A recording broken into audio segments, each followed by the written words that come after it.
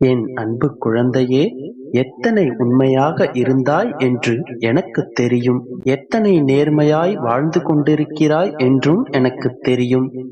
யார் மனதையும் காயப்படுத்தாமல், யாருடைய வாழ்விலும் தலையிடாமல் உன் வாழ்க்கையை மட்டுமே நீ நடத்திக் கொண்டிருக்கின்றாய்.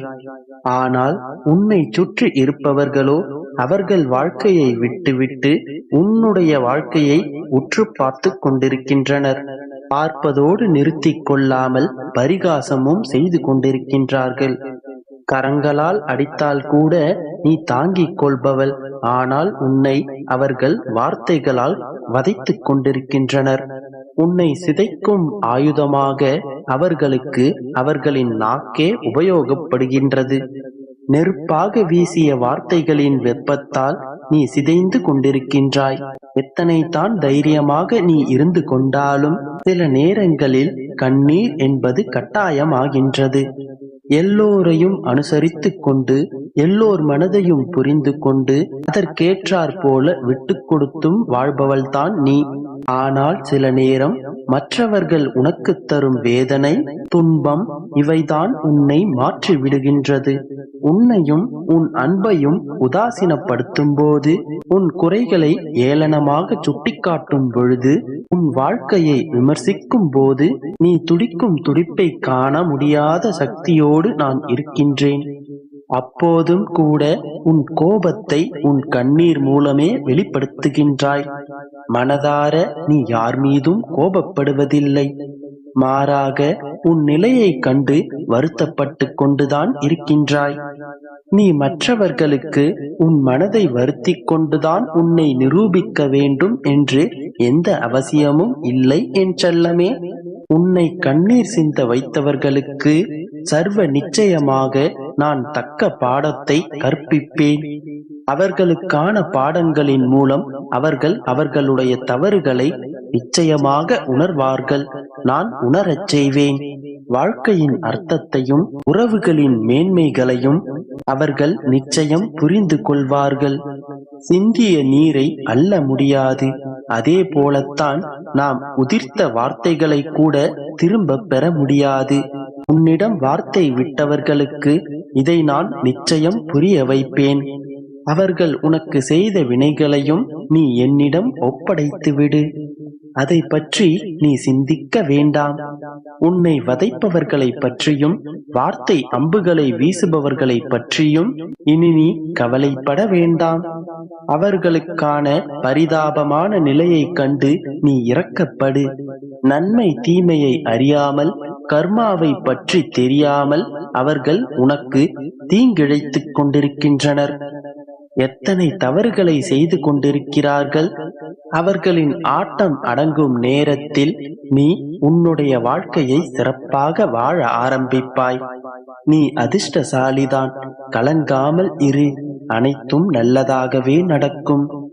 அன்பு குழந்தையே, இன்னும் நடக்கவில்லையே, எப்பொழுது நடக்கும் என்ற மனநிலையில் இருந்தால் இந்த பதிவை முழுமையாக கேள். கவனமாகவும் கேள். என் வார்த்தை உனக்கு மட்டுமே புரியும். இங்கு நான் எப்படியெல்லாம் கஷ்டப்பட்டு கொண்டிருக்கிறேன், என்னை பார்க்க என் அப்பா வரவில்லையே என்று நீ கவலைப்படுவது எனக்கு தெரியும். எந்த விஷயத்திலும் கவனம் செலுத்த முடியாமல் இருக்கிறேனே, என் குடும்ப கௌரவம் போய்விட்டதே என்று நினைக்கிறாய். உறவினர்கள் எதிரிகளாக, நண்பர்கள் சந்தேகப்படுபவர்களாக, உனது நேர்மை சந்தேகிக்கப்படுவதாக உனக்கு தோன்றுகிறது. என் கண்மணியே, நீ என்னை அறியும் முன்னரே நான் உன்னை அறிந்தவன்.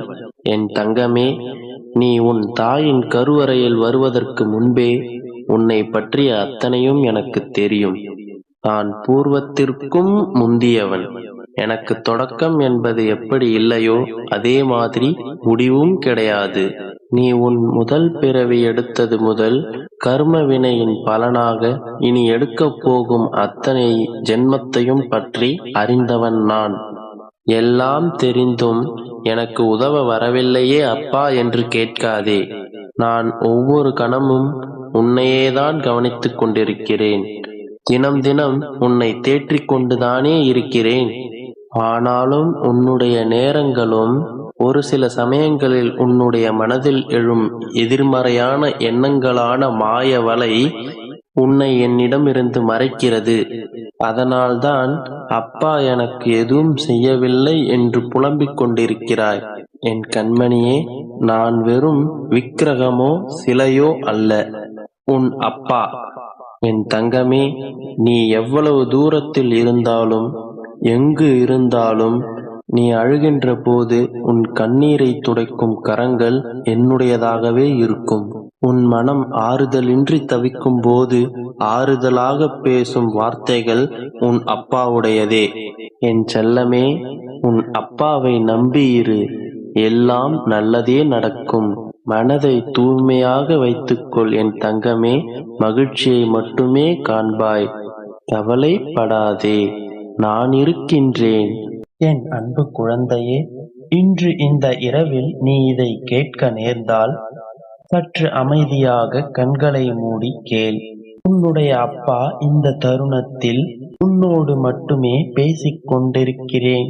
அது ஏன் என்பதை நீ வெகு விரைவில் உணர்வாய். நீயும் என்னோடு பேசத் துவங்குவாய். என்னுடைய வார்த்தைகள் உனக்கு புரிந்தால் அந்த கணமே உன்னுடைய கண்களில் கண்ணீர் வரும். சற்று கவனமாக கேட்பாயா என் குழந்தையே? இப்பொழுது உன் வாழ்வில் எதுவும் தெரியவில்லை என்று வருந்த வேண்டாம்.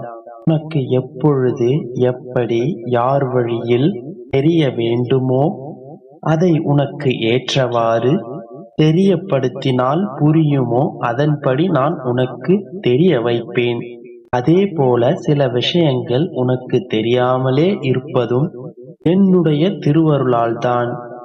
என்ன தெரிந்தாலும் யாரை கேட்டாலும் அது உனக்கு புரியாமல் இருப்பதும் என்னுடைய கருணைதான். அப்படி அதை நீ தெரிந்து கொண்டால், புரிந்து கொண்டால், அடுத்து நீ என்ன செய்வாய் என்பதும் எனக்கு தெரியும். குழந்தையே, ஒரு சில விஷயங்களை உன் வாழ்க்கையில் நான் உனக்கு தெரிய வைக்கின்றேன். சில குழப்பங்களை நான் தீர்த்து வைக்கின்றேன். உனக்கு புரியாத பல விஷயங்களில் புரிய வைக்கின்றேன். இருக்கின்ற முகமூடிகளை கிழிக்கவும் நான் உதவியிருக்கின்றேன். சதிகள், வஞ்சனைகள், மாயைகள் ஆகிய எல்லாவற்றிலிருந்தும் உன்னை தெளிவுபடுத்துகின்றேன். ஆனால் ஒரு சில விஷயங்கள் ரகசியமாகவே இருந்துவிட்டு போகட்டும். அதுவே உன் வாழ்க்கைக்கு சரியானதாகவும் அழகானதாகவும் இருக்கும். அதனால் உனக்கு சில விஷயங்கள் தெரியவில்லை, புரியவில்லை என்று வருத்தப்படாதே. அதுதான் உன்னுடைய அப்பாவாகிய எனக்கு தெரியுமே, அதை நான் பார்த்துக் கொள்கிறேன். நீ அதை பற்றி ஏன் கவலைப்படுகின்றாய்? உனக்கு பல விஷயங்களை அறிய வைப்பதும் சில விஷயங்களை அறியாமல் வைப்பதும் என்னுடைய முடிவே. உனக்கு சில விஷயங்களை அறியாமல் வைத்திருக்கும் என்னை நீ அறிந்து கொள். இப்பொழுது நான் கூறிய எல்லா வார்த்தைகளும் ஆகையால் என் குழந்தையே, அனைத்தையும் உன் அப்பா